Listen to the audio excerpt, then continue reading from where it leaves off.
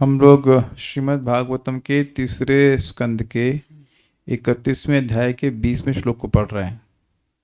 अब यहाँ एक बड़ी अजीब सी बात हो रही है। कुछ श्लोकों पहले वो प्रार्थना कर रहे थे भगवान से कि कब आप मुझे बाहर निकालेंगे, और यहाँ कह रहे हैं कि मैं बाहर नहीं आना चाहता हूँ। तो एक बात बोलो पहले बोल रहे थे कि भगवान कब बाहर निकालेंगे, मैं बहुत कष्ट में हूँ, और अब कह रहे हैं कि मुझे बाहर मत निकालिए। तो देखिए प्रकट विरोध है। अगर कोई ध्यान से सुन रहा है, हम सभी लोग सुन ही रहे हैं ध्यान से, मतलब तो अगर मैं ये बोल देता यहाँ बोल रहे हैं, सीधे श्लोक शुरू कर देता कि यहाँ ये बोल रहे हैं कि गर्भ से बाहर मत निकालिए, तो अब तुरंत विरोध प्रस्तुत करते भाई ये क्या। अभी सबको याद है ना, कोई भी लोग जो क्रम से सुन रहे हैं सबको याद है कि वो अच्छे से डिक्लेयर किए थे कि हम बहुत कष्ट पा रहे हैं, कब बाहर निकलेंगे। वो मास गिनता था, अपने महीनों को गिन रहा है, सुना था ना आपने। तो ये क्या बात है, अब कह रहे हैं कि नहीं नहीं निकालिए। तो देखिए लॉजिक जो है वो ये बड़ा सुंदर, इसलिए बाल प्रबोधन में उसको रखा हूँ। लॉजिक ये है कि इस समय वो देख रहे हैं कि उनकी स्थिति कैसी है, दम शरीरी, उनकी मन और उनकी बुद्धि, उनकी इंद्रियां सब पूरी तरह से संयमित हैं। एक प्रश्न और भी किया गया था कि मां के गर्भ में क्या इंद्रियों का स्वयं करने की जरूरत है, यही तो फायदा है। आप समझे दूसरा एंगल, यही तो फायदा है कि कोई व्हाट्सएप नहीं, कोई टेलीग्राम नहीं, कोई यूट्यूब नहीं, कुछ भी नहीं। जब सुविधा ही नहीं है तो इंद्रिय तृप्ति करेगा कैसे। इंद्रियों की सुविधा होने पर इंद्रिय तृप्ति ना करे और सुविधा ना हो तो भी ना करे, रिजल्ट तो वही हुआ ना। रिजल्ट तो यही हुआ कि इंद्रियां संयमित हो गई, और मन तो संयमित है ही, मन तो निरंतर भगवान का स्मरण कर रहा है।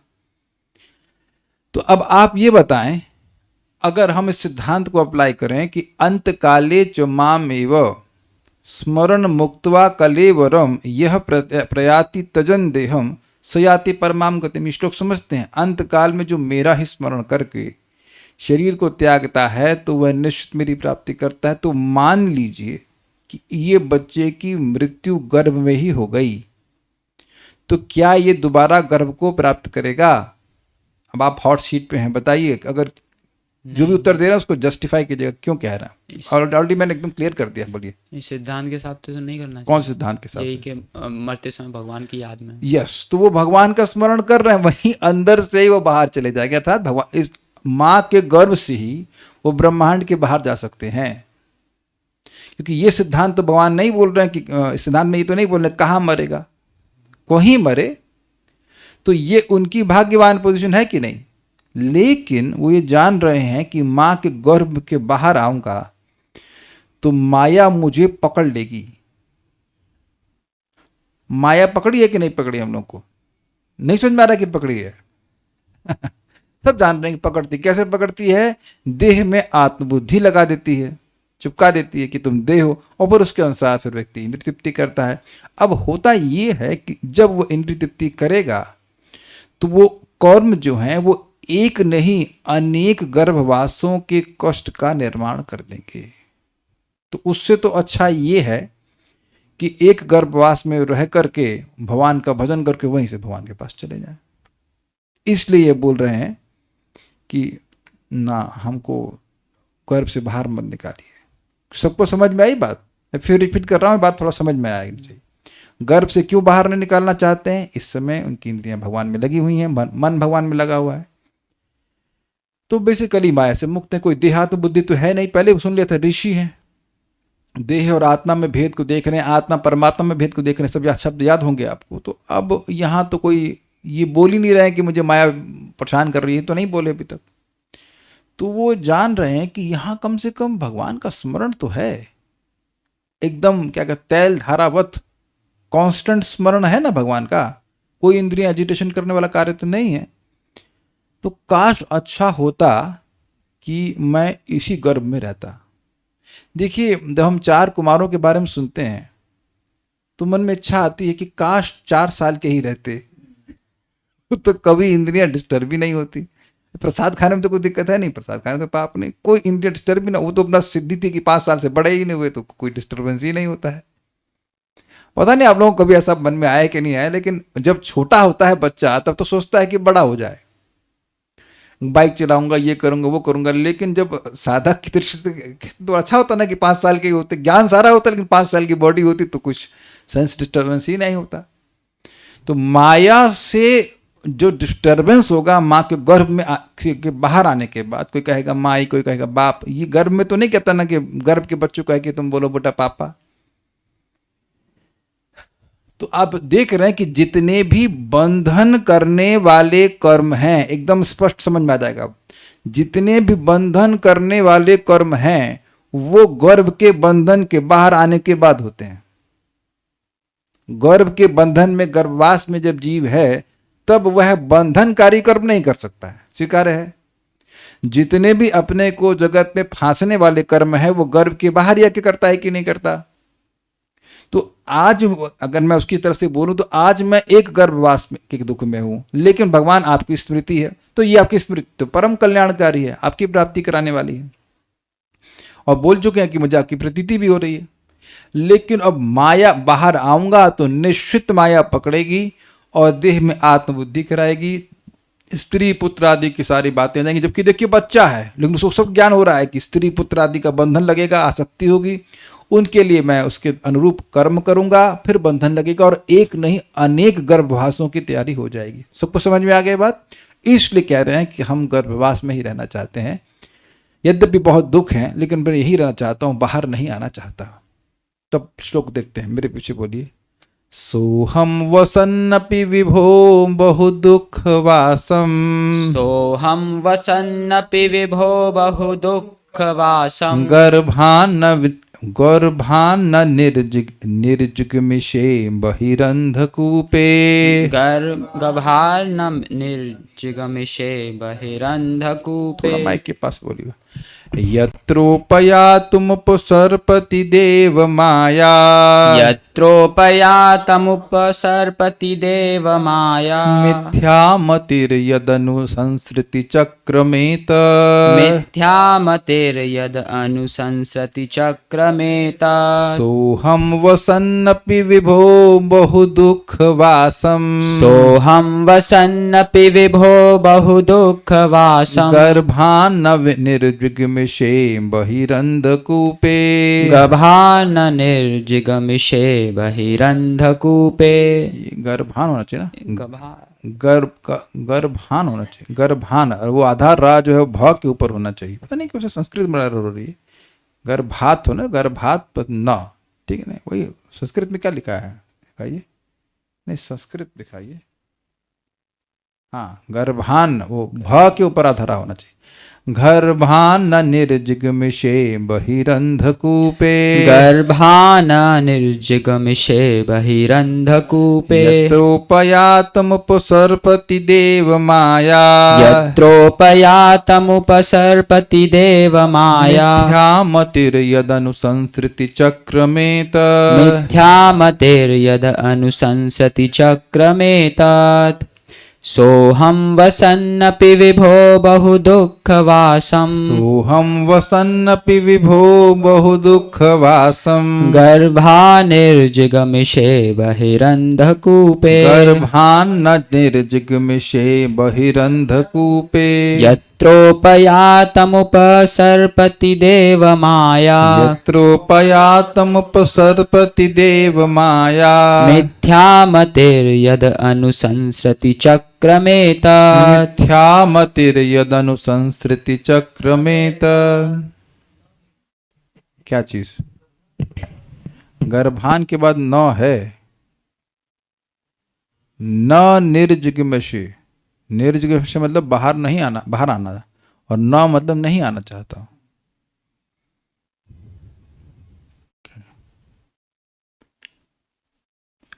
अतः हे प्रभु, अतः का मतलब पिछले श्लोक से ले लीजिएगा, क्योंकि मुझे आपकी प्रतीति हो रही है। पश्ये तमहम पुरुषम पुराणम बहिर्हृदय च पश्ये चैत्यमिव प्रतीतम, अपने हृदय के बाहर और हृदय के अंदर मैं उन पुराण पुरुष को देख पा रहा हूं। जब देख पा रहे हैं तो और क्या बच गया।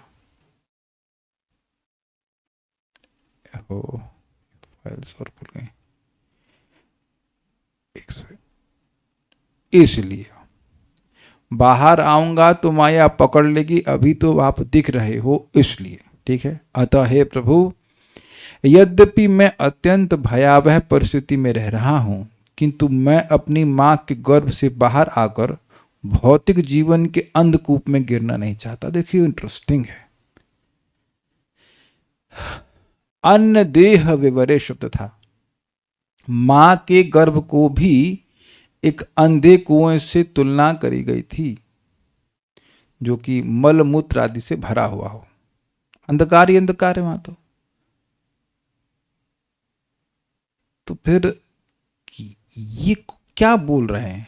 कुछ अजीब सी बात है। जो व्यक्ति अंधकूप में गिरा हुआ है वो कह रहा है कि मैं मां के गर्भ से बाहर आकर भौतिक जीवन के अंधकूप में गिरना नहीं चाहता। ऐसे कह लीजिए, मैं अपनी मां के अंधकूप से बाहर आकर, अगर ऐसे अनुवाद करूं तो, मैं अपनी मां के अंधकूप से, गर्भ रूपी अंधकूप से बाहर आकर भौतिक जीवन के अंधकूप में गिरना नहीं चाहता। अब तो समझ में आ रहा होगा कि क्या कहना चाहते हैं। ठीक है, अंधकार है फिजिकल, नॉट बुद्धि के स्तर पर नहीं अंधकार है। धारण कर पा रहे हैं आप लोग? ज्ञान हृदय में प्रकाशित है, तभी तो 19वें में कह श्लोक में कहें कि बहिर्हृदय बहिहृदय च पश्ये तम पुरुषम पुराणम प्रतीतम। मैं, ठीक है, वह सब तरफ अंधकार देख रहे हैं, फर्स्ट क्लास। फर्स्ट क्लास मतलब नो ऑब्जेक्शन, लेकिन हृदय में अंधकार नहीं देख रहा। तो मटी, अब कुछ समझ रहे हैं? हम सभी लोग माया में जाने के लिए लाइट बंद ही करें कोई जरूरी नहीं है। ये लैंग्वेज समझ में आई? दुनिया में सभी लोग दिन दिहाड़े माया में हैं कि नहीं?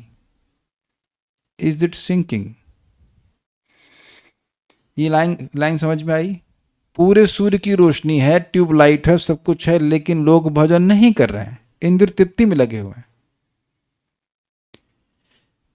तो ये अंधकार तो बुद्धि पे पर्दा पड़ा हुआ है, क्यों नहीं पड़ा हुआ है? कि हमें करना क्या है? तो जीवन का उद्देश्य क्या है? जीवन के, मनुष्य जीवन किस लिए मिला है? मनुष्य जीवन कैसे बिताना है? इस संबंध में उनका अंधकार नहीं है मां के गर्भ में। लेकिन बाहर आएंगे तो निश्चित रूप से उनको भय है कि माया मुझे पकड़ लेगी। तो इसीलिए कह रहे हैं भौतिक जीवन के अंधकूप में गिरना नहीं चाहता। देखिए थोड़ा समझिए, अंधकूप का मतलब क्या है? देखिए, कोई भी कुआं है तो ऊपर आप देखेंगे तो रोशनी दिखाई पड़ती है, लेकिन अंधकूप ऐसा कुआं है कि इतना व्यक्ति गिर जाए अंदर कि उसको रोशनी दिखे ही नहीं। कहीं रोशनी दिखेगी तो वो बाहर निकलने का प्रयास करेगा। अब इसको कैसे समझें? इस जगत में व्यक्ति घर गृहस्थी में इतना फंस जाता है कि वो भूल जाता है कि इस जगत से बाहर निकलना इस जगत का उद्देश्य है।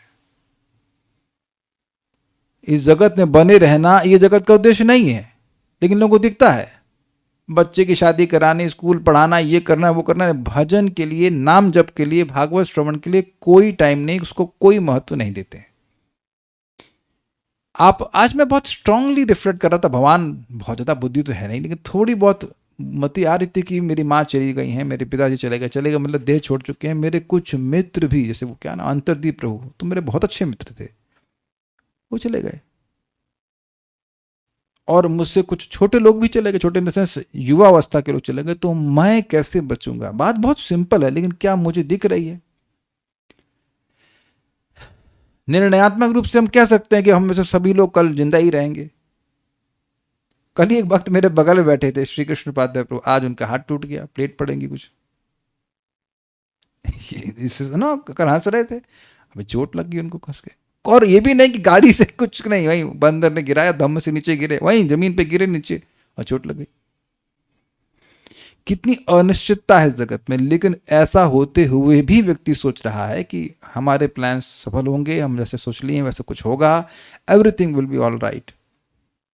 ये अंधकूप में गिरने वाली स्थिति हो जाती है। व्यक्ति बिल्कुल नहीं देख पा रहा है कि इंद्रिय तृप्ति से मेरी दुर्गति होगी। यही बात कह रहे हैं कि मैं भौतिक जीवन के अंधकूप में गिरना नहीं चाहता, जहां आपकी पूर्णतः विस्मृति हो। आपकी विस्मृति रूपी अंधकार में मैं नहीं गिरना चाहता। ठीक है। देव माया पर प्रश्न, कौन आपको अंधकार में डालेगी या डालेगा? तो कह रहे हैं देव माया नामक आपकी बहिरंगा शक्ति यानी माया तुरंत नवजात शिशु को पकड़ लेती है और उसके बाद तुरंत ही झूठा स्वरूप ज्ञान प्रारंभ हो जाता है। झूठा स्वरूप ज्ञान मतलब जीव अपने देह को ही अपना स्वरूप मानने लगता है कि मैं ये देह हूं। ठीक है। जो निरंतर जन्म तथा मृत्यु के चक्र का शुभारंभ है। क्या मतलब है? मतलब ये है कि माया पकड़ लेती है बच्चे को और उसके बाद वो बस कर्म करने लगता है जो भगवान की भक्ति से संबंधित नहीं है, और फिर उन कर्मों से उसके कई कई जन्म होते रहते हैं। ये बात है। यहां तो केवल एक कष्ट है, लेकिन वहां उन सब कार्यों से अनेक अनेक कष्ट उत्पन्न होते जाएंगे। ये बहुत बड़ा ज्ञान है, बहुत बड़ा ज्ञान है। लोग जब बहुत समर्थ होते हैं तब वो इतने समर्थ नहीं हो पाते कि वह अपनी गलत कार्यों के दुष्प्रभावों को भविष्य में देख पाए। समझ गए सब लोग मैं क्या कहना चाहता हूं? When we have power, it corrupts, and absolute power corrupts absolutely. तो जैसे जैसे व्यक्ति बड़ा होता है, कुछ सामर्थ्य आ जाता है, कुछ पावर आ जाती है, और सोचता है कि मैं स्वतंत्र हूं ईश्वर से और कुछ भी करूंगा और उससे कुछ नहीं होगा। अब उससे ये होगा कि कई कई माएँ तुम्हारे हैप्पी बर्थडे मनाएंगी। ठीक है। बहुत से केक कटने वाले हैं अगर मनुष्य जन्म मिला तो। विभो मतलब हे प्रभु। अब विभो क्यों कह रहे हैं? बड़ा अच्छा आचार्यगण उस पर बोले हैं कि आप ऐसा करने में समर्थ हो। क्या प्रार्थना है इनकी? प्रार्थना ये है कि वे मां के गर्भ से बाहर नहीं आना चाहते 10 महीने के बाद। संभव है ऐसा? संभव है ऐसा? नियम के साथ तो संभव नहीं है। तो इसीलिए कह रहे हैं विभो अर्थात सर्वसमर्थ। क्या शब्द का प्रयोग कर रहे हैं वो सोच करके होता है। जैसे कि आप किसी को भीख मांगनी होगी तो बोलेगा हे दयालु। आप किसी को भीख मांगेंगे, मतलब आप नहीं, मतलब समझ लीजिएगा, हम लोग किसी को भीख मांगेंगे तो इतने हे सुंदर कहेंगे, कुछ उसके गुण को बोलेंगे ताकि वो चीज आए कि भाई आप दाता हैं, दयालु हैं, दया कीजिए, दीननाथ है, ऐसा कुछ बोलेगा। तो यहाँ विभो कह रहे हैं अर्थात जो असंभव को भी संभव कर दे। तो सर्वसमर्थ हैं। इसलिए यद्यपि मेरी जो प्रार्थना है ये एकदम असंभव है पूरी करना, लेकिन आप कर सकते हो, इसलिए आपको विभो कह रहे हैं। हे प्रभु या हे प्रभु भी वही अर्थ होता है। प्रभु मतलब सब कुछ करने में समर्थ। हे विभो सह अहम, वह मैं। अब वह मैं का मतलब क्या है? वह मैं का बिल्कुल स्पष्ट अर्थ है जो मैंने पिछले श्लोक को समझाया था 18 और 19 के हिसाब से। जो विशेष ज्ञान उनके हृदय में प्रकाशित हुआ है ऐसा वह मैं, ये अर्थ होगा। मैं आपको अपने हृदय में, अपने बाहर देख पा रहा हूं, वह मैं। अन्य लोग तो केवल अपने देह में शरीर संबंधी सुख दुख को ही समझते हैं, उनसे मैं विलक्षण हूं, ये आपकी कृपा से मुझे प्राप्त हुआ, ऐसा वह मैं। समझा गया? स्व अहम का मतलब वह मैं। बहु दुख वासम वसन्नपि, अत्यंत कष्टदायक, बिल्कुल स्पष्ट, बहु दुख, बहुत अधिक दुख, अत्यंत कष्टदायक अवस्था में रहने पर भी गर्भात बही, उस गर्भ से, वासम यानी अवस्था का मतलब है गर्भावस्था, उस गर्भ से बही अंधकूपे, बाहर अज्ञान सागर में या अज्ञान के कुएं में, न निर्जिगिमिषे, नहीं निकलना चाहता हूं। निर्जिगिमिषे मतलब होता है नितराम जिगिमिषे, मतलब बहुत अधिक निकलने की इच्छा, बाहर आने की इच्छा। लेकिन ना लगा देंगे तो मतलब बाहर आने की बिल्कुल भी इच्छा नहीं है। समझ आ गया? मतलब मैं बिल्कुल गर्भ के बाहर नहीं आना चाहता हूं और अंधकूप में, माया के अंधकूप में नहीं पड़ना चाहता। क्या दिक्कत है? तो कह रहे हैं यत्र मतलब जहां, जहां जहां मतलब माया माँ के गर्भ के बाहर आने पर, उपयातम यानी जाने पर, यत्र उपयातम जहां जाने पर अर्थात माँ के गर्भ के बाहर आने पर, देव माया उपसर्पति, देव मतलब भगवान, देवी एष गुणमयी मम माया दुरत्या मामेव ये प्रपद्यन्ते माया मेताम तरन्ति ते। तो भगवान स्वयं कह रहे हैं कि ये देवी माया है। देवी माया मतलब देव से संबंधित अर्थात देव की। देव हैं श्री कृष्ण, कृष्ण देव भवंतम वंदे, सर्वश्रेष्ठ भगवान देवता भगवान श्री कृष्ण देवादि देव भी कहते हैं, देव देव जगतपते इत्यादि। तो देव माया मतलब जो देवता अर्थात श्री कृष्ण की इच्छा से चल रही है, वो मेरी इच्छा से नहीं चल रही है, ये थोड़ा समझना होगा। तो देव माया उपसर्पति मतलब पकड़ लेती है उसको, यानी कि ये तो स्पष्ट है कि ये अभी माया में नहीं है। भाई देखिए प्रैक्टिकल समझ लीजिए, भाई ये तो बहुत नई बात नहीं कह रहा हूं, कॉम्प्लिकेटेड बात नहीं कह रहा हूं। माया पकड़ती है तो पहला स्टेप क्या होता है माया के पकड़ने का? अविद्या यानी अपने स्वरूप का ज्ञान। फिर उसके बाद सेकंड स्टेप क्या होता है? अस्मिता, जो मैं नहीं हूं उसी में बुद्धि कर देना कि तुम देह हो, तुम देह हो, तुम देह हो।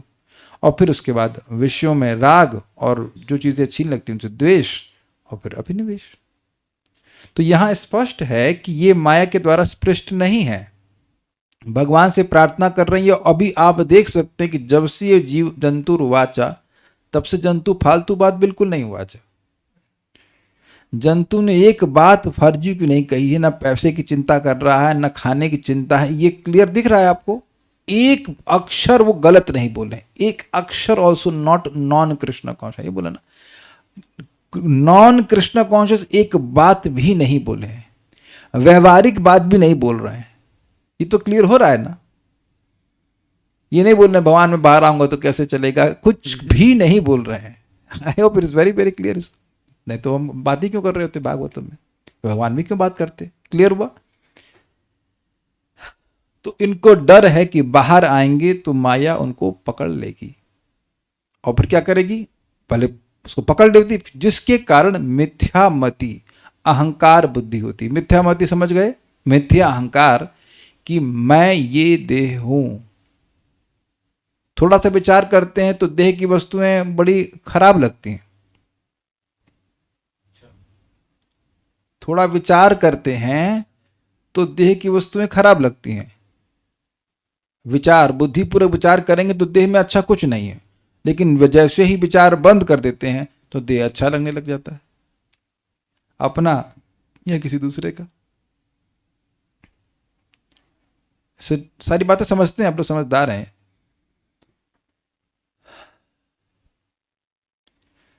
फिर कह रहे हैं यद अनु, जिस माया के अनुसार, एतत् संसृति चक्रम, यह संसार चक्र प्राप्त होता है।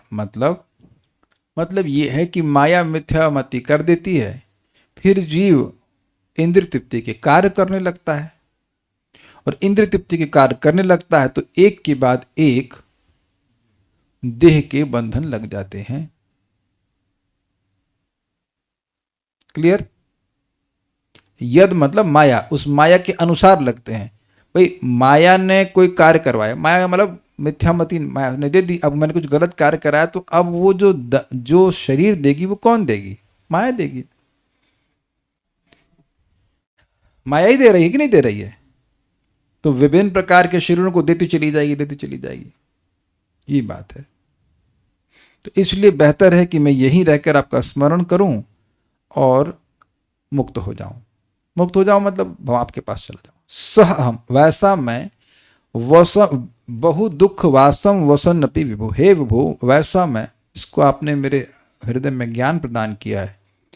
इस बहुत दुख अवस्था में रहते हुए भी, स्पेलिंग थोड़ी मिस्टेक है यहाँ पर, गर्भ भ के ऊपर आधार आएगा, गर्भात न निर्जुगमिषे, मैं गर्भ से निश्चित ही बिल्कुल बाहर नहीं आना चाहता, और बहिर अंधकूपे, ताकि मैं बाहर के अंधकूप में गिर जाऊं। तो क्या दिक्कत है? तो कह रहे हैं यत्र उपयातम, जिस अंधकूप में प्रवेश होने पर देव माया उपसर्पति, देव माया पकड़ लेती है।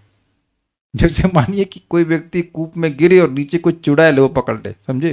विजुलाइज कर पा रहे हैं? कुएं में गिरे, कुएं में अंधकूप है और उसमें गिरा और वहां कोई चुड़ैल बैठी हुई, वो पकड़ ले उसको, तो और भी जाने नहीं देगी ना बाहर। उसके लिए आज किसी को सपना नहीं आएगा ये सब, लेकिन सपना क्या, तो वास्तविकता है, वास्तविकता है। किसी से हमारा कोई संबंध नहीं है और भगवान से हमारा सारा संबंध है, और भगवान से कोई संबंध अनुभव नहीं होता है और जगत के लोगों से अपना संबंध अनुभव होता है। सभी तो अज्ञान में है भाई, बोलने वाला भी और श्रवण करने वाले भी है ना। इसलिए भागवत सुननी रहना चाहिए। सर्वदा सर्व सेव्याय, जो भी अज्ञान में हो सब सबके लिए तरह सेव्य है। जितनी स्ट्रांगली हम अपने माई बाप से कनेक्ट होते हैं, अपने भाई बहनों से कनेक्ट होते हैं, उतना तो कृष्ण से नहीं होते हैं। उतना भी हो तो बहुत बड़ी बात है, क्यों भाई, है कि नहीं? उतना भी कितने लोग कनेक्ट होने लगे हैं भगवान से, उतना जितना कि आप अपनी पत्नी से, अपने बच्चे से या और से कनेक्ट होते हैं। तो अभी आप देख लीजिए कि है ज्ञान अच्छा वाला है, अच्छा वाला ज्ञान है। ये नहीं सोचना चाहिए कि मैं बहुत भक्त बन गए, we have to progress a lot. अभी कूप में है, ऐसा नहीं कि कूप से बाहर निकल गए।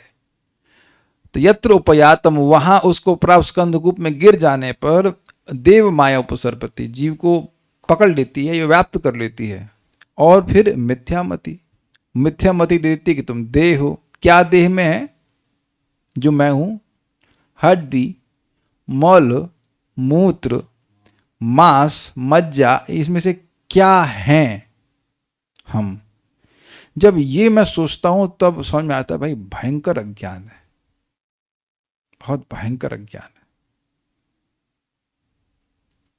है ना।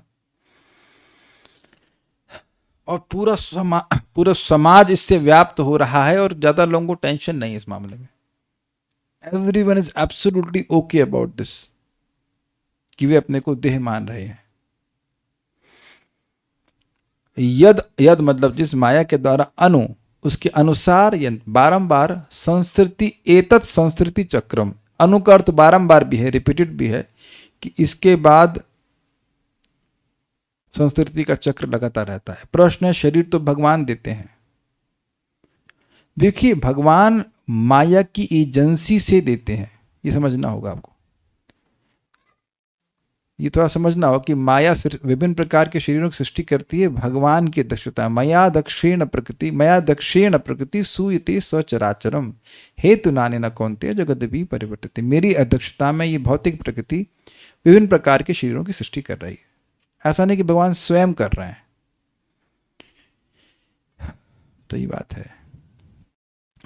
और क्लियर समझ लीजिए कि हमारे शरीर आते हैं प्रधान से, तो प्रधान तो 3 गुणों से बना हुआ ना, उसको भगवान एक्टिव कर देते हैं। ये नहीं कि भगवान का इन्वॉल्वमेंट नहीं है, लेकिन देने वाली माया है।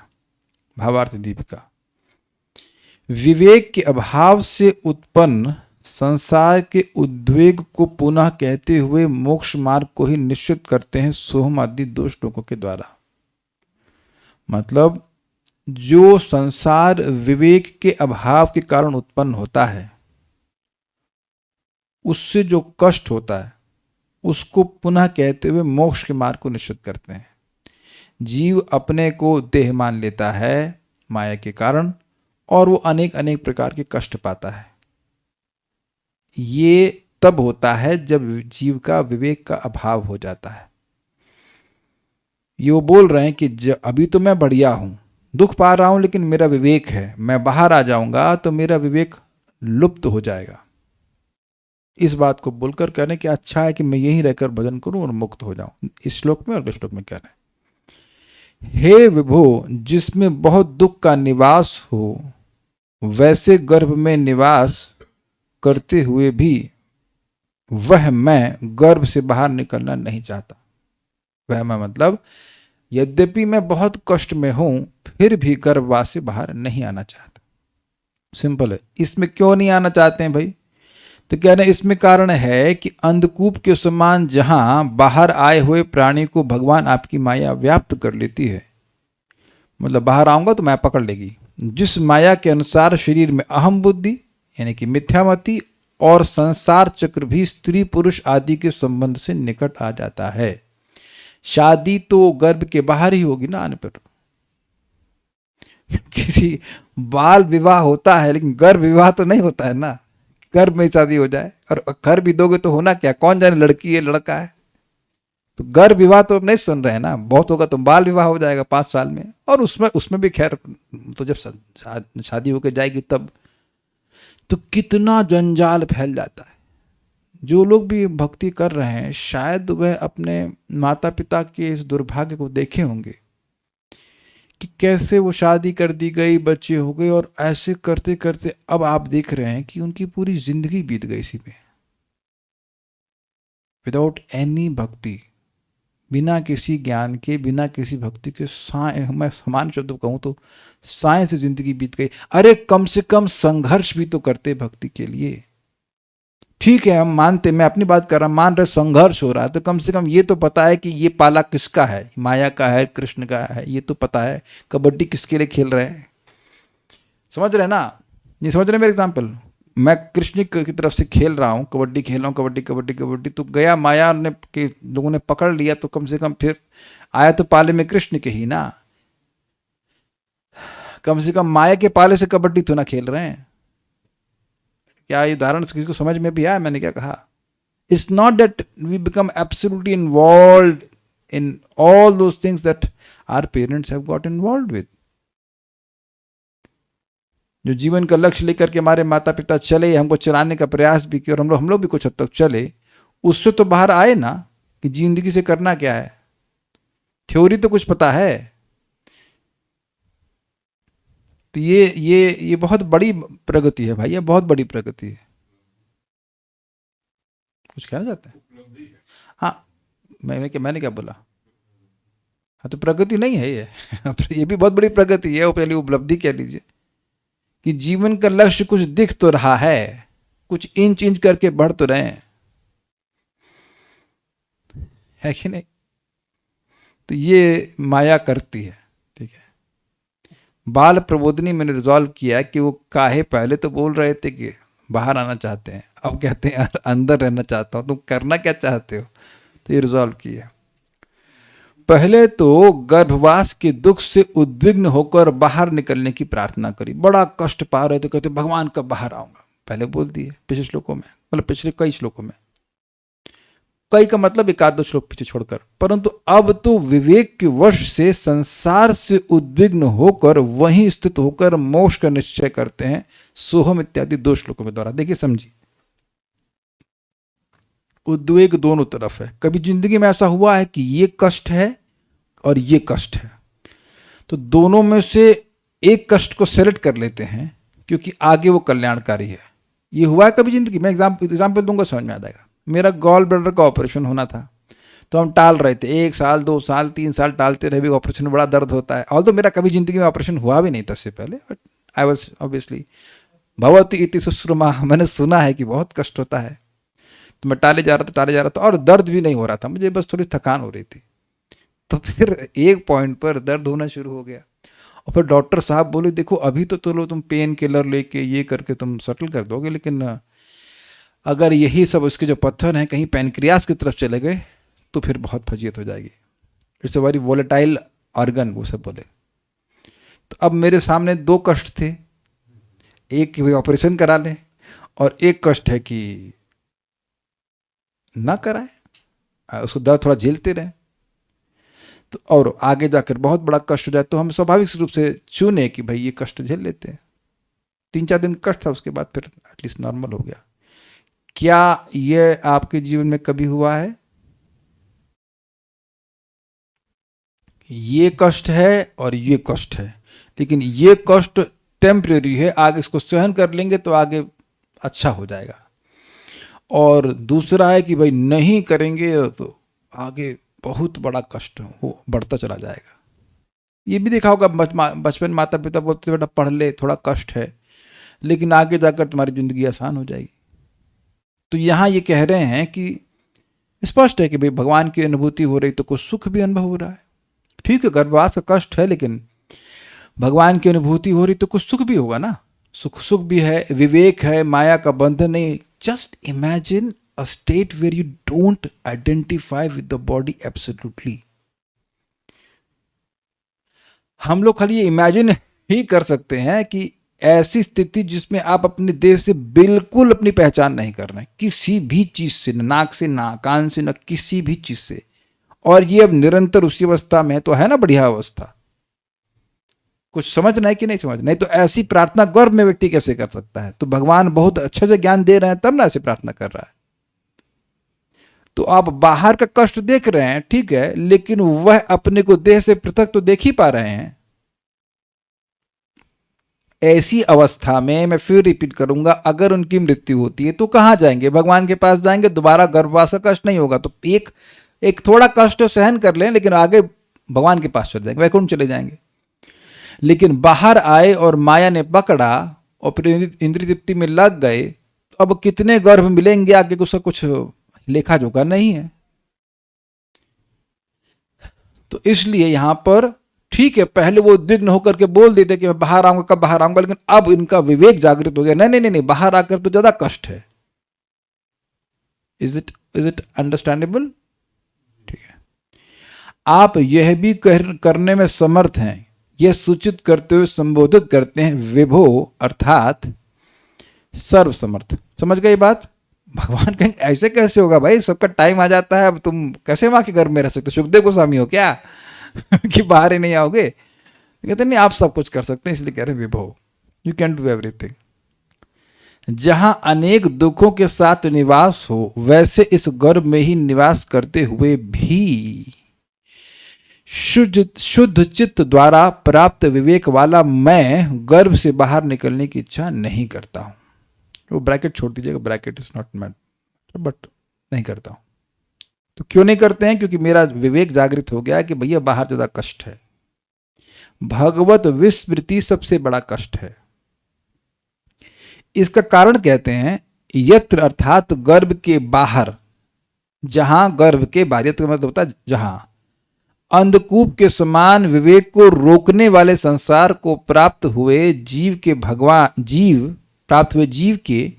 भगवान आपकी दुस्तर माया निकट आ जाती है। यानी कि इसको समझिए, जीव के निकट आपकी माया आ जाती है और वो भगवान की है, ऐसे कह लीजिए। थोड़ा कॉमा लगना चाहिए था शायद, जीव के बाद कॉमा लगना चाहिए। पॉइंट क्या है, ये बड़ा मजेदार है। देखिए, हम लोग क्लास में बोलते हैं और सुनते भी हैं कि हम देह नहीं, हम आत्मा है, लेकिन क्लास के बाद ये विवेक स्टॉप कर दिया जाता है। बस हो गया, बहुत हो गया, अब तुम देह हो। इसीलिए कह रहे हैं अंधकूप के समान जगत है और विवेक को रोकने वाला है। It stops discrimination. बहुत अच्छे शब्द, हमको बड़ा अच्छा लगा था ये, विवेक को तिरोहित करने वाला। विवेक तिरोभाव दिवस। कौन सा दिवस? एवरी दिवस। हर दिन ही विवेक का तिरोभाव हो जाता है कि हम हैं कौन, और ये अंधकूप का लक्षण है जगत में। तो इस संसार को प्राप्त हुए जीव के निकट देव माया आ जाती है, अर्थात आपकी भगवान की माया आ जाती है। इसको पार पाना कठिन है। उससे अर्थात उस माया से मोहित हुए जीव की मिथ्या बुद्धि यानी शरीर पुत्र आदि में मैं मेरे के अभिमान के द्वारा हो जाती है। उससे मोहित हुए जीव की मिथ्या बुद्धि शरीर पुत्र आदि में मैं मेरे के अभिमान के द्वारा हो जाती है। समझ में आ गया?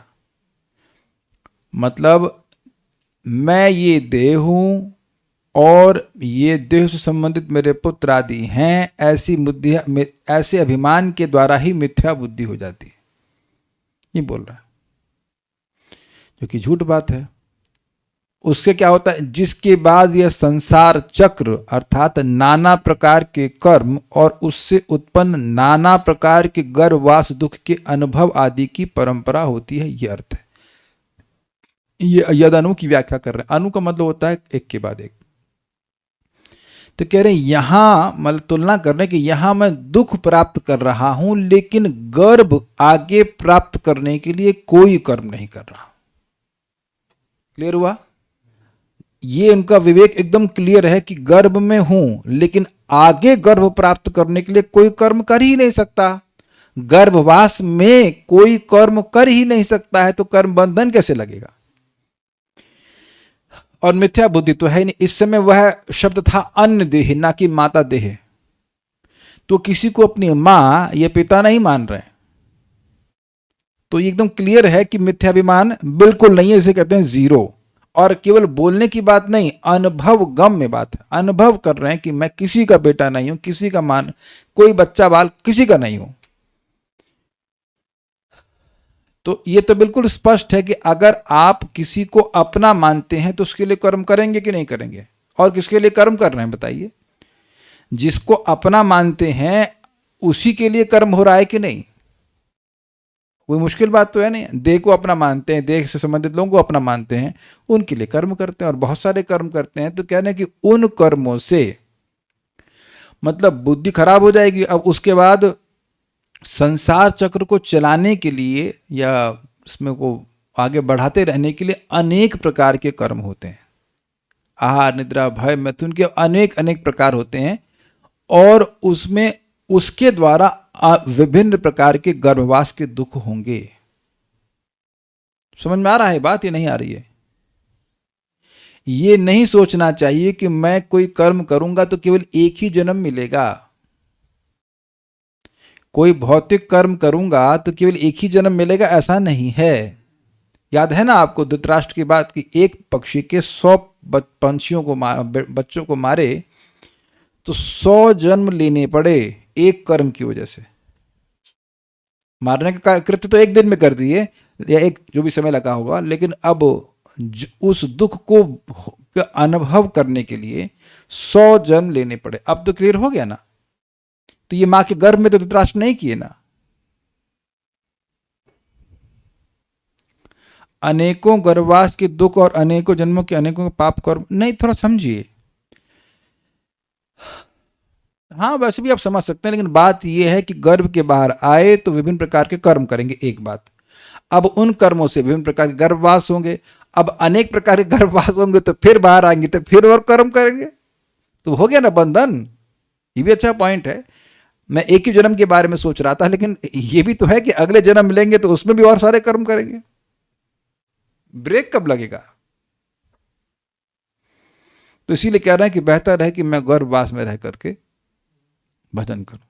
तो अब इससे एक बहुत बड़ी शिक्षा हमको ग्रहण करने को मिल रही कि हम लोग जिस स्थिति में विवेक युक्त होकर रहें वो हमारे लिए सबसे अच्छी अवस्था है।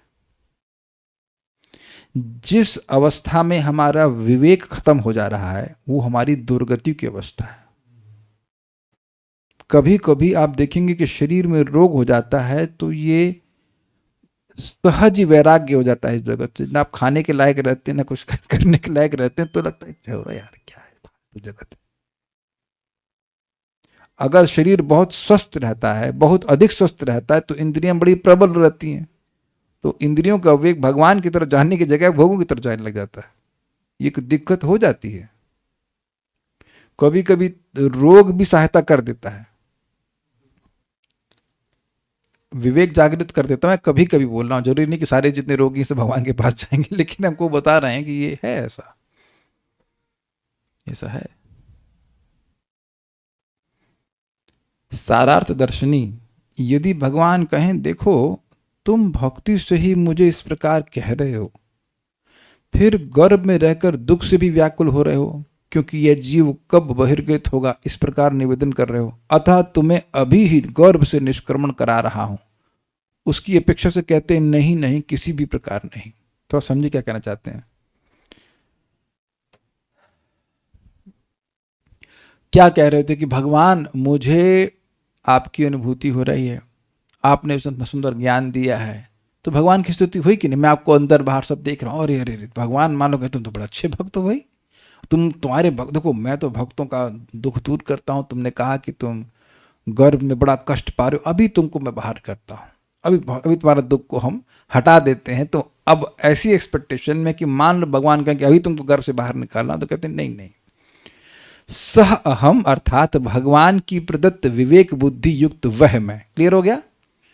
दुख अवस्था में इस गर्भ में वास करते हुए भी कह लीजिएगा, बहिर्गत होना नहीं चाहता। काहे नहीं होना चाहते? क्योंकि यत्र अर्थात जहां बाहर अवस्थित प्राणी को देव तुम्हारी माया अभिभूत करती है।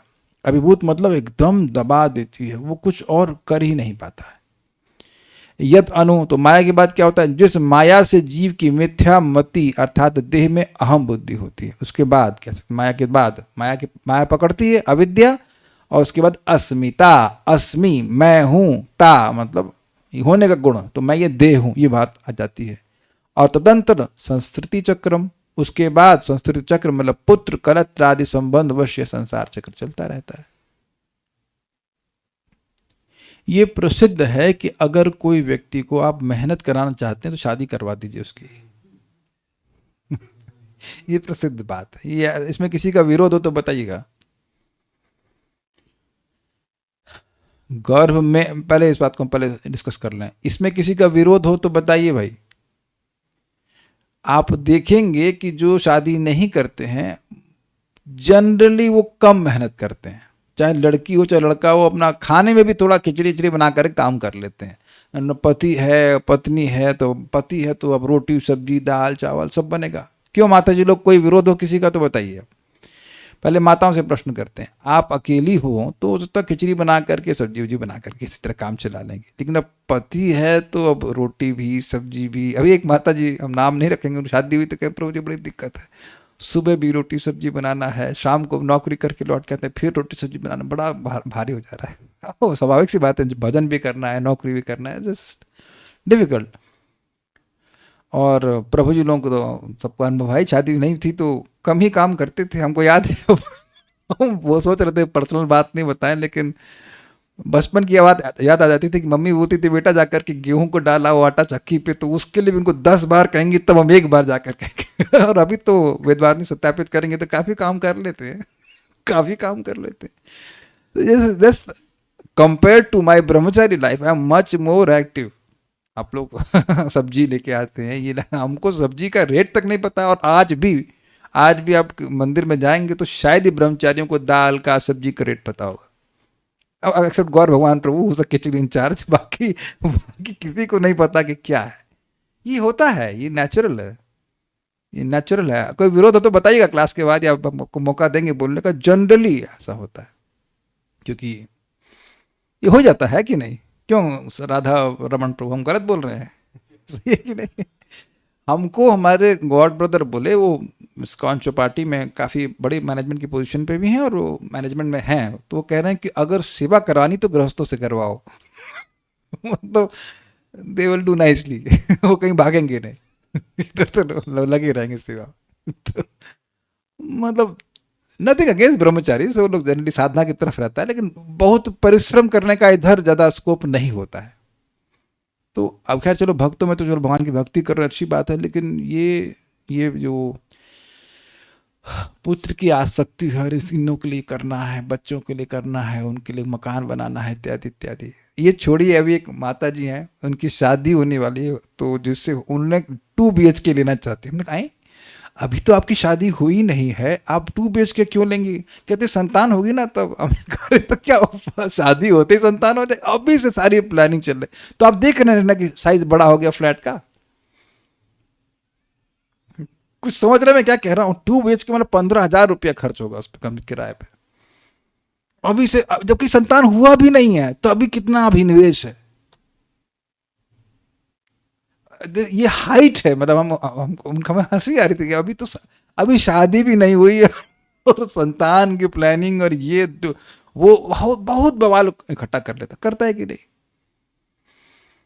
एक भक्त, अब हम नाम नहीं रख सकते, लेकिन सुबह की 3 बजे तक काम कर रहे हैं, 4 बजे तक काम कर रहे हैं। तब अगर उनसे कह देते आप अकेले रह रहे होते तो काम करते, इतना तो कभी नहीं करते। पत्नी है, बच्चे हैं, क्या करें? बच्चों का मुंह देख करके जी रहे हैं, ऐसे करके लोग बोलते हैं। ये हमको बोले हैं, ऐसा नहीं हम खाली हम डायलॉग बाजी कर रहे हैं, ऐसा लोग बोलते हैं, स्पेशली मटेरियलिस्टिक लोग तो बोलते हैं। करना पड़ता है काम, और फिर उसके बाद संसार चक्र चलता है। जितना आज इस जीवन में पत्नी को पत्नी मान रहे हैं, बच्चों को बच्चा मान रहे हैं, उतना ही कुछ साल पहले किसी और को मान रहे थे। आप समझ रहे हैं मेरी बात? ये बड़ी जबरदस्त बात है। मैं बहुत प्रेम करता था अपनी पिछली पत्नी से, मतलब पता नहीं पति से या पत्नी से, पिछले जन्म वाली, पता नहीं। अब मैं कटाक्ष कर रहा हूँ, I don't know, is it not, कि मैं पत्नी था कि पति था कि मेढक था कि छिपकली था, we don't know, is it not. और उतना ही अभिनिवेश था जितना कि अब है, और रिजल्ट ये है कि देह है। देखिए, इसका मतलब यह नहीं है कि व्यक्ति स्नेह नहीं करे या प्रेम नहीं करे या वस्तुएं ना दे, लेकिन ये नहीं भूले कि ये हमारे हैं नहीं। That's a point. और हम इस जगत के नहीं है। तो खैर बड़ा स्पष्ट है, ये सब चीजों से व्यक्ति का संसार चक्र चलता है। तात्पर्य, जब तक शिशु अपनी माता के गर्भ में रहता है तो उसका जीवन अत्यंत संकटपूर्ण तथा भयावह रहता है, किंतु इसका लाभ यह होता है कि वह भगवान के साथ अपने संबंध की शुद्ध चेतना जागृत कर लेता है और अपने उद्धार के लिए प्रार्थना करता है। क्लियर है? हम लोग कई बार इस बात को बोल चुके हैं इस लेक्चर में। किंतु उदर से बाहर आते ही जब शिशु का जन्म हो जाता है तो माया इतनी प्रबल होती है कि उसे तुरंत घेर कर इस शरीर को स्व मनवाया जाता है। अब आप कहेंगे, अरे कहाँ बच्चे को ऐसा होता है? बच्चा पैदा होते ही दूध के लिए व्याकुल हो जाता है, थोड़ा सा बड़ा होता है, बोलना नहीं जानता, लेकिन झुंझुने में उसकी आसक्ति होती है कि नहीं? आप बताइए कि इस बच्चे की कोई झुंझुने में आसक्ति है? अब आप देख लीजिए कि जिस बच्चे को बोलना भी नहीं आता वो झुंझुने और किन किन खिलौने से प्रति आसक्ति हो जाती है कि नहीं? तो है ना वो अज्ञान। ठीक है, माया का अर्थ है जो नहीं है, अर्थात भ्रम। भौतिक जगत में हर व्यक्ति अपने को अपना शरीर करके पहचानता है। यह मिथ्या अहंकार की चेतना है, मैं यह शरीर हूं। शिशु के गर्भ से बाहर निकलते ही उत्पन्न हो जाती है, उससे पहले नहीं। माता तथा संबंधी शिशु की प्रतीक्षा करते हैं। जो ही वह पैदा होता है तो माँ उसे दूध पिलाती है और सभी उसकी देखरेख करते हैं। जीव तुरंत अपनी स्थिति भूल जाता है और शारीरिक संबंध में उलझ जाता है। जैसे कि अभी हम सभी लोगों को तो याद भी है ना कि माँ के गर्भ में कितना कष्ट हुआ था। जिसको याद है वो हाथ खड़ा करे। So you got the point. एकदम याद रही है ना। दीक्षा माता जो इंदौर में हैं, उनको याद है कि आपको माँ के गर्भ में कितना कष्ट हुआ था। झूठ तो मत बोलिए। झूठ तो मत बोलिए। याद का मतलब समझ रहे हैं? जैसे कि कभी आपको, जैसे मुझे याद है कि वो क्या कहते हैं उसको, जो नस में घुसा करते हैं, क्या कैनुला लगी थी। अरे बाप रे, सपना भी अगर आ जाए ना कैनुला लगाने वाला तो मैं उठ के खड़ा होता, इतना दर्द हुआ था। कभी आपको इंजेक्शन तो लगा होगा तो उसकी याद है। उस तरह से याद है किसी को माँ का गर्भ का कष्ट? एकदम याद नहीं है भैया, एकदम याद नहीं है। Is how Maya, is how powerful. कोई बात नहीं, आपने हाथ खड़ा किया मुझे आश्चर्य कि आपने हाथ खड़ा किया। I will be very surprise आपको याद हो। किसी को याद नहीं रहता। अगर याद रहता तो फिर हमारी जिंदगी अलग प्रकार की होती, लेकिन याद नहीं रहता। सारा संसार देहात्म बुद्धि का बंधन है। वास्तविक ज्ञान का अर्थ इस चेतना को विकसित करना है कि मैं ये शरीर नहीं हूं, मैं आत्मा हूं, परमेश्वर का अंश हूं। वास्तविक ज्ञान में त्याग अथवा उस शरीर को स्वरूप में न स्वीकार करना। क्या मतलब है? वास्तविक ज्ञान में त्याग अथवा उस शरीर को स्वरूप में न स्वीकार करना है। मतलब पॉइंट क्या है? जो त्याग से अर्थ है वो, मतलब मैं समझ पा रहा हूं, वो ये है कि इंद्रिय तृप्ति का त्याग करना। ये समझ में आ रही बात है। और देह को स्वयं मानने की भावना से रहित होना। मनुष्य जन्म लेते ही माया के प्रभाव से सब कुछ भूल जाता है। अतः शिशु प्रार्थना करता है कि बाहर निकलने की अपेक्षा गर्भ में ही रहना श्रेष्ठ है। कहा जाता है कि यही सोचकर सुखदेव गोस्वामी अपनी माता के गर्भ में 16 वर्षों तक रहे आए, क्योंकि वे मिथ्या देहबोध के बंधन में फंसना नहीं चाहते। ये ब्रह्मांड पुराण में लिखा हुआ है। अपनी माता के गर्भ में ऐसे ज्ञान का अनुशीलन करके 16 वर्ष बाद वे गर्भ के बाहर आए और तुरंत ही उन्होंने घर छोड़ दिया, जिससे वे माया के वशीभूत न हो। आप देखिए कि किसी भी और व्यक्ति के घर में आप जाइए तो यहां उपस्थित कौन ऐसा व्यक्ति है जो दूसरे के, अलग से पड़ोसी घर में जिंदगी भर रहना चाहेगा? हाथ खड़ा कीजिए आप। समझ में आया मैंने क्या कहा? उसका घर हो सकता है आपसे अच्छा हो या थोड़ा खराब हो या जो कुछ भी हो, लेकिन आप जिंदगी भर वहां नहीं रह सकते। क्यों नहीं रह सकते? क्यों नहीं रह सकते हम? क्योंकि वो जान रहे हैं कि ये लोग मेरे नहीं हैं। उनके घर जाकर उनके घर को छोड़ने में कोई कठिनाई नहीं होगी। ये लैंग्वेज समझ में आई? माताओं को भी और प्रभु जी को भी एक्सेप्टेड है ना। इवन किसी रिश्तेदार के भी जाते, चलिए रिश्तेदार को छोड़ दीजिए, किसी पड़ोसी के गए, अपना कुछ खाए पिए, थोड़ा बहुत वापस आ गए, कोई आसक्ति नहीं होती ना पड़ोसी घर से, कुछ भी नहीं, स्वीकार्य है। लेकिन अपने घर में कितनी व्यक्ति को आसक्ति होती है अपने परिवार से, जबकि वैसा ही संबंध का भाव है जैसा कि पड़ोसी से है। हम किसी को नहीं जानते ना। तो ये दिखा रहा है कि हम कितने माया में। हम ये किसी को नहीं कह रहे घर छोड़िए, कुछ नहीं कह रहे, लेकिन कम से कम ये तो हम समझे कि माया में है हम। I am not telling anyone to leave this home, we have to all act as per realization. लेकिन सुखदेव गोस्वामी जी को ये अनुभूति थी कि ना कोई मेरा बाप है ना कोई माई है, भग गए तुरंत। I hope it is very clear. ये हमेशा ध्यान रखिएगा कि हम लोग डिस्कशन कर रहे हैं, लेकिन मैं भी अपने रियलाइजेशन के अनुसार कार्य करता हूं और आपको भी अपने रियलाइजेशन के अनुसार कार्य करना है, लेकिन सुनना जरूर है कि सत्य क्या है। ठीक है? वो माया के वशीभूत नहीं थे। भगवत गीता में भी माया के प्रभाव को दुर्लंघ कहा गया है, किंतु यह दुर्लंघ माया एकमात्र कृष्ण भावनामृत से ही पराजित हो सकती है। इसकी भी पुष्टि भगवत गीता में 7.14 में हुई है। मामेव ये प्रपद्यन्ते माया मेताम तरन्ते। जो भी कृष्ण के चरण कमलों की शरण ग्रहण करता है वह इस झूठे जीवन बोझ से बाहर निकल सकता है। और क्या मतलब है ये? मुझे श्री कृष्ण की सेवा करनी है। अब जो भी अवस्था हो, गृहस्थ हो, ब्रह्मचारी हो, जो कुछ भी हो, जितनी मात्रा में मैं ये कन्विंस हो गया हूं कि भगवान की सेवा करके ही सुखी हुआ, उतनी मात्रा में माया से बाहर निकल आया। Is it okay? जितनी मात्रा में जोड़ लीजिएगा। केवल माया के प्रभाव से मनुष्य कृष्ण के साथ अपने संबंध को भूल जाता है और अपने को शरीर तथा शरीर के गौण अवयव अर्थात पत्नी, संतान, समाज, मित्रता, प्यार आदि समझने लगता है।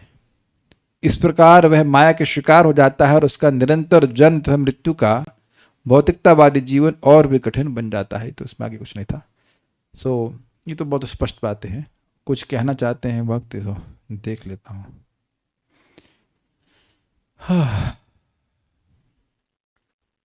सुखदेव गोस्वामी की भी एक कंडीशन था। हाँ, गर्भ में तो भक्ति नहीं हो सकती, गर्भ में तो भक्ति नहीं हो सकती है ना। भगवान के पास जा सकते ना, भगवान के पास सकते, जन्म तो होना ही है। देखिए नहीं, ऐसा नहीं है। मैं फिर रिपीट करूंगा, प्रश्न यह है कि गर्भ में तो भक्ति नहीं हो सकती है क्या? नहीं हो सकती है ना। स्मरण एक भक्ति है कि नहीं? और यहां तो हम स्पष्ट सुन रहे हैं जंतुर उवाच, उवाच मतलब कीर्तन। तो कीर्तन कर रहा है तो सुन भी रहा होगा। अब वो कैसे बोलता भगवान जाने, लेकिन यहां तो भगवान स्वयं बोल रहे हैं। भगवान बोल रहे हैं कि जंतुर उवाच, तो मतलब बोलता है। तो भगवान को प्रार्थना कर रहा है, स्तुति कर रहा है, भगवान की अनुभूति कर रहा है, तो ये तो नहीं कह सकते कि भक्ति नहीं कर रहा है। आप समझ रहे हैं ना इस बात को? अब मान लीजिए कोई भगवान को इंटेंसली स्मरण कर रहा है और उस समय उसकी मृत्यु हो गई, तो कहां जाएगा? भगवान के पास जाएगा। ऐसा नहीं है कि गर्भ से बाहर आने के बाद व्यक्ति फिर भगवान का स्मरण करेगा तो भगवान के पास जाएगा। ये तो हमको कोई ठीक नहीं लग रही बात। अच्छा ये बताइए, जब हम लोग ये सुन रहे हैं कि अंत काले च मामेव, तो आप ये मान रहे हो कि वृद्धावस्था में जब मरेगा और जब वो भगवान का स्मरण करेगा तब भगवान के पास जाएगा? ऐसा तो नियम भगवान नहीं रख रहे हैं। मान लीजिए कि 5 साल का बच्चा है, भगवान का नाम उच्चारण करते हुए शरीर छोड़ देगा तो भगवान के पास नहीं जाएगा। तो इसमें उम्र का तो कोई हिसाब किताब है नहीं। अच्छा दूसरा एग्जाम्पल, प्रहलाद महाराज तो गर्भ में भक्ति किए कि नहीं किए? नारद जी भगवान की कथा कह रहे हैं और वो गर्भ में ही सुन रहे हैं, तो आप ये नहीं कह सकते कि घर में भक्ति नहीं कर सकता व्यक्ति। भक्ति का प्रारूप क्या है वो अलग हो जाएगा। उन डांस नहीं कर सकता है कीर्तन में, लेकिन श्रवण तो कर सकता है ना, स्मरण तो कृष्ण का कर सकता है। तो इसलिए ऐसा नहीं है। मतलब इसलिए ऐसा नहीं, हम लोग नॉर्मली ऐसे एग्जाम्पल देखते नहीं कि कोई गर्भ में ही स्मरण करके चला गया हो, बट असंभव भी तो आप नहीं कह सकते। यदि कोई खूब पुण्य करे तो क्या वो फिर पुण्य भोगने के लिए आता है? बिल्कुल आएगा भाई। चाहे पुण्य करें चाहे पाप करें, उसको तो भोगने के लिए जगत में आना ही पड़ेगा ना। कर्म कर रहे हैं तो उसका फल बनेगा, और फल बनेगा तो भोगने के लिए आना पड़ेगा। प्रश्न फिर से पढ़ लेते हैं। प्रश्न है, फिर तो यही बेटर है कि किसी भक्त के गर्भ में कोई बच्चा आए तो वो वहीं से चला जाए, यानी वहीं से शरीर छोड़ दे, ठीक है, क्योंकि भक्त के यहाँ बच्चा आया होगा तो भक्त ही होगा। अब भक्त के यहाँ बच्चा आया होगा भक्त ही होगा, ये नहीं कह सकते हैं। प्रमाण, चौथे स्कंद में अंग महाराज थे, ध्रुव महाराज की लाइन में थे ना, बड़े अच्छे भक्त थे, लेकिन उनका लड़का हो गया वेण, जो एकदम भगवत विरोधी। ये आप नहीं कह सकते। भक्त के घर में कोई बच्चा पैदा हो रहा है, अगर वो भक्त है या कोई भी है जीव, तो उसको भक्ति करने का मौका मिल रहा है। जनरली हम लोग यही देखते हैं कि माँ के गर्भ के बाहर आकर जब व्यक्ति भजन करता है तो वो भगवान के पास आता है। ये जनरल परिपाटी है। जिसने भी भगवान के पास, जिसके बारे में भी अपने सुना है श्रीमद् भागवतम में कि भगवान के पास गया है, तो वो गर्भ के बाहर आकर भक्ति करके ही वह भगवान के पास गया कि नहीं? तो बच्चे का माँ के गर्भ में मर जाना ही उसका सौभाग्य, मैं ऐसा नहीं कह सकता। मरते समय भगवान का स्मरण होना यह सौभाग्य है, ये तो आप निर्णयात्मक रूप से कह सकते हैं। लेकिन बच्चे का माँ के गर्भ में मर जाना कुछ कह नहीं सकते कि वो सही ही होगा उसके लिए। अब ये तो कोई नहीं कह सकता है कि वह भगवान का भक्त ही है या कितना भक्त है ये भगवान का स्मरण, वी डोंट नो दैट। तो बच्चे को तो जन्म देना चाहिए, अगर जो जन्म मतलब गर्भवती हैं उनको जन्म देना चाहिए और परवरिश करनी ऐसी चाहिए कि वो भगवान की भक्ति कर सके। That's understood. बट मैं एक पॉसिबिलिटी ये ले रहा हूँ कि वो इस समय उनका मिथ्या विनिवेश नहीं है, वो कह रहे मैं यहाँ अच्छे से भक्ति कर पा रहा हूँ, इसलिए वो ऐसा बोल रहे हैं कि गर्भ के बाहर नहीं आऊँ, यहीं भक्ति करूँ, यहाँ से शरीर छोड़कर भगवान के पास चला जाऊँ। बात बोल रहे। ठीक है, थैंक यू।